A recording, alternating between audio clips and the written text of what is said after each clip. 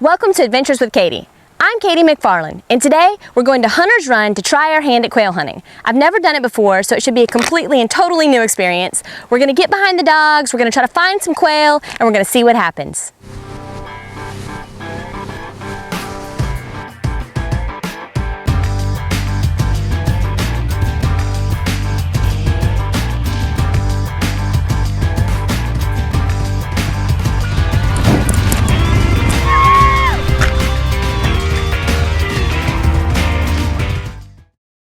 Before I could go try my hand at any upland game birds, I had to get comfortable with my shotgun.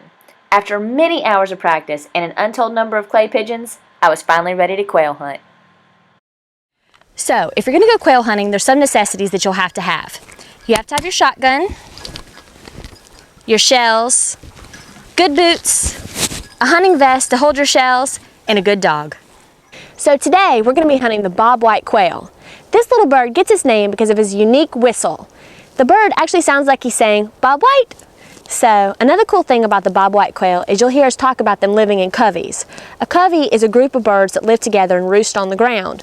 And they stay together all through the fall, except for during mating season, the covey breaks apart. The bobwhite quail is one of the most prevalent game birds in the southeastern United States. But the wild birds have been having a problem because of lack of habitat and because of the introduction of fire ants. But don't worry, we're not going to be hunting the wild bobwhites today.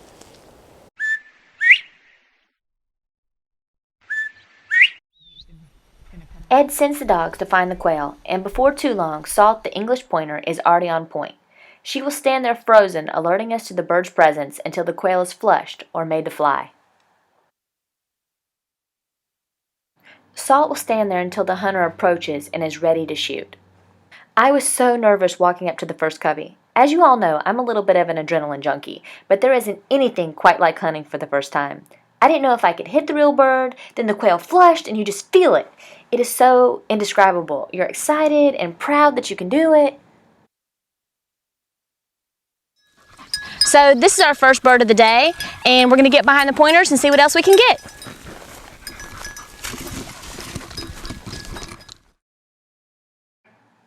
It wasn't long before the dogs were back on point. Stop, they're moving. Oh, he's right here. Quit wiggling so much.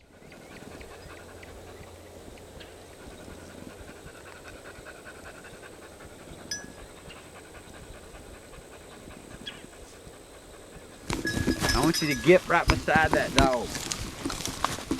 Oh, I can see it. Whoa. All right, back. There you go. So we're waiting on our dog to bring us the quail that we just shot. Here. Cut. Take it. Let me get away from you. And this is our second bird of the hunt. So let's keep going. So here are two quail, and this one's a hen, you can tell because of all the brown on her face, and this one is a rooster, and you can tell because of all the white under his chin.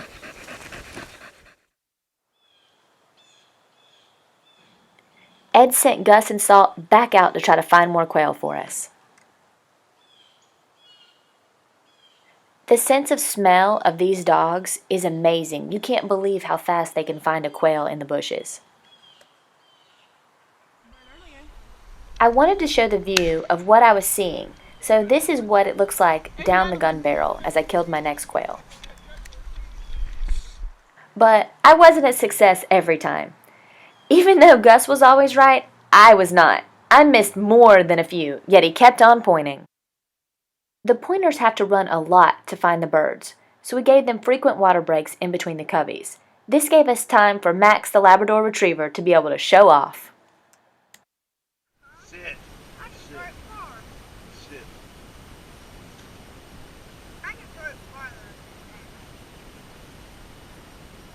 Rex. Tax. Cax. Max. One of the best parts of the trip was getting to hold the next generation of bird dogs. I love puppies! And to see the next generation of hunters learning about quail hunting too.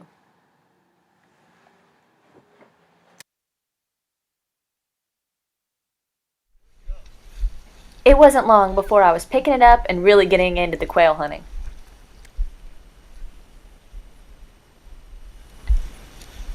I think they're a little bit farther over that way. You want me to go over to Saul? Yeah, I'll take it.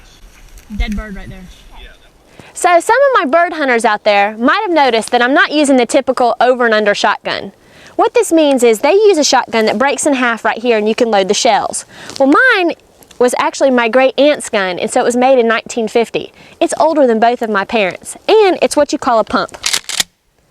It gets its name from the way the shells are loaded.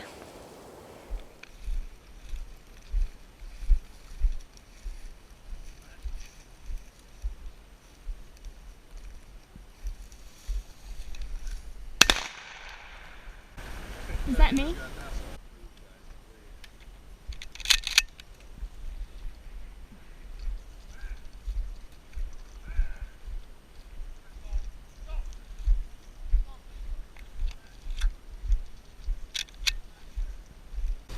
So how do you know when you all shoot it who shot it? The best part is, you're out in the middle of nowhere in the woods, surrounded by beautiful scenery, and you're basically putting your hours of practice and preparation against nature. As many times as I succeeded during the hunt today, I promise 10 times as many quail were faster and smarter than me. You walk away with a whole new appreciation for what's out there.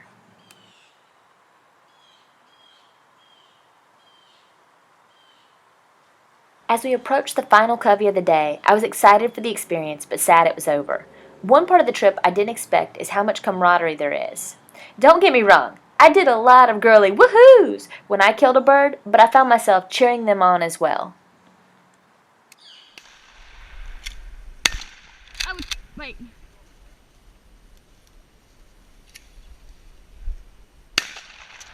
Good job! Well, I had a great time today at Hunter's Run. We killed a lot of quail and I learned a lot about it, and it was really great being able to watch the dogs work. So thanks again for joining us for Adventures with Katie, and make sure you check us out on our Facebook page for all the latest clips and bonus features.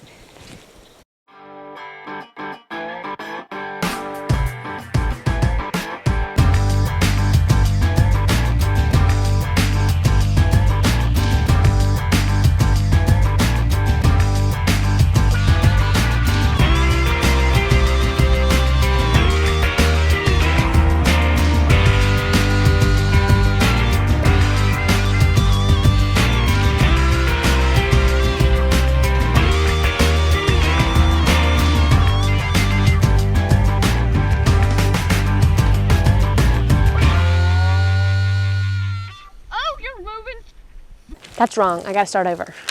Yeah, and he doesn't say Bob White. It sounds like he's saying. Okay. And he says Bob White. Boom. Okay, ready? Hey, little bird. Bob White. Okay, ready?